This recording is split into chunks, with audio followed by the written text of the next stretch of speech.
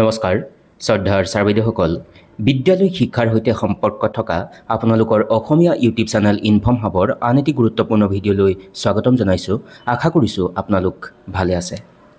Sir বাইদেউসকল অধ্যয়নৰত ছাত্ৰ ছাত্ৰীসকলৰ শৈক্ষিক দিশৰ উত্তৰণৰ কাৰণে অসম চৰকাৰৰ শিক্ষা বিভাগে বিভিন্ন সময়ত নানান ধৰণৰ অভিলাষী আঁচনি ব্যৱস্থা গ্ৰহণ কৰে আৰু তেনেকুৱা এখন বিশেষ আঁচনিৰ সম্পৰ্কে আজিৰ এই আলোচ্য শিতানৰ জৰিয়তে অকণমান অৱগত কৰাবলৈ চেষ্টা কৰিম।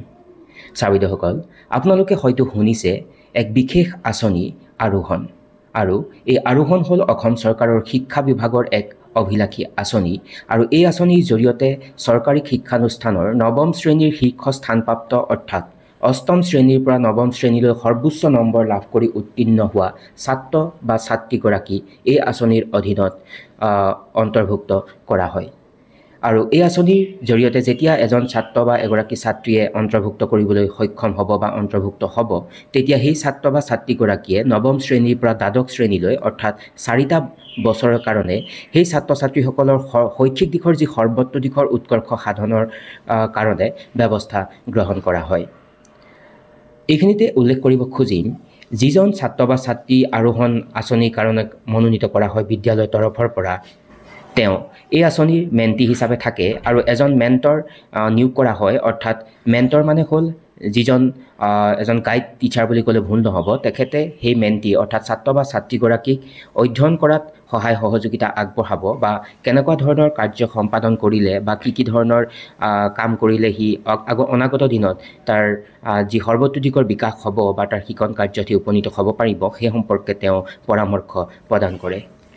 উল্লেখ কৰাৰ প্ৰয়োজন থাকিব যে মেধাসম্পন্ন ছাত্ৰ ছাত্ৰীক সঠিকভাৱে তেওঁলোকৰ লক্ষ্য আৰু উদ্দেশ্যত উপনীত হোৱাৰ বাবে তেওঁলোকৰ তত্ত্বাৱধান ল'বলৈ মেণ্টৰগৰাকী স্বইচ্ছাই তেওঁৰ দায়িত্ব ল'ব পাৰিব লাগিব। আৰু এই প্ৰক্ৰিয়াটোত আচলতে জিলা যিজন আয়ুক্ত, সেই জিলা আয়ুক্তক চিফ মেণ্টৰ হিচাপে দায়িত্ব প্ৰদান কৰা হয়।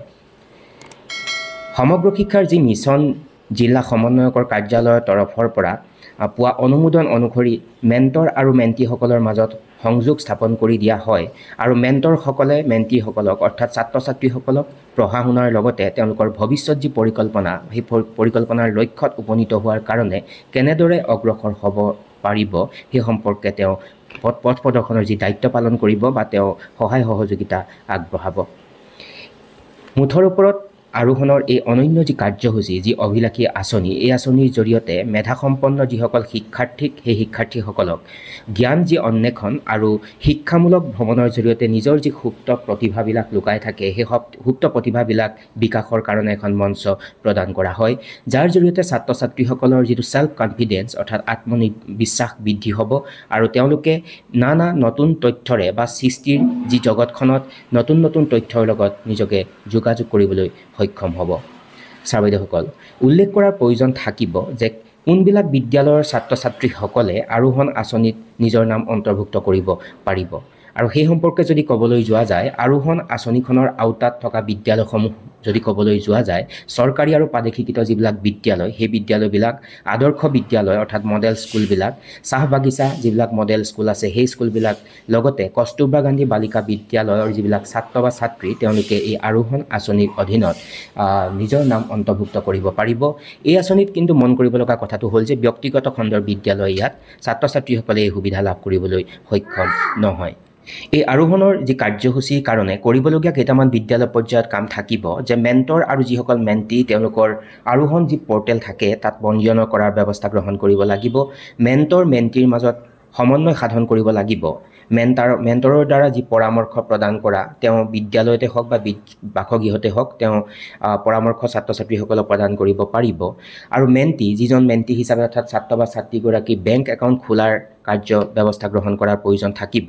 আৰু মেণ্টিসকলৰ বাবে জিলা পৰ্যায়ত মত বিনিময় যি অনুষ্ঠানৰ ব্যৱস্থা গ্ৰহণ কৰা হয়, তাৰ কাৰণে বিদ্যালয় কৰ্তৃপক্ষই যাৱতীয় কাৰ্যব্যৱস্থা গ্ৰহণ কৰিব লাগিব। এনেকুৱা ধৰণৰ বিভিন্ন ধৰণৰ কাৰ্যব্যৱস্থা কৰিব পাৰে।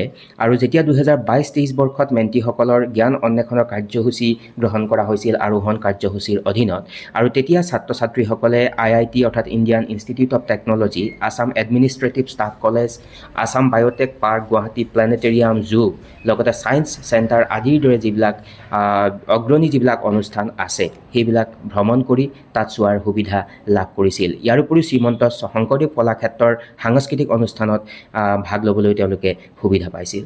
গতিকে ছাৰ বাইদেউসকল, এটা অতি গুৰুত্বপূৰ্ণ বিষয় যে ছাত্ৰ ছাত্ৰীসকলৰ শৈক্ষিক বিকাশৰ কাৰণে এই আৰোহণৰ যি কাৰ্যসূচী, এক অভিলাষী কাৰ্যসূচী গ্ৰহণ কৰা হৈছে।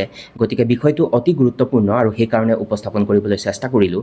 আৰু আশা কৰিছোঁ আজিৰ এই আলোচ্য শিতানে আপোনালোকক উপকৃত কৰিব আৰু সকলো ছাৰ বাইদেউসকলে যাতে বিষয়টো অৱগত হয় তাৰ উদ্দেশ্য আগত ৰাখি যদি সম্ভৱ হয় ভিডিঅ'টি আগলৈকে শ্বেয়াৰ কৰিব। সকলো ভালে থাকিব। নমস্কাৰ, টেক কেয়াৰ।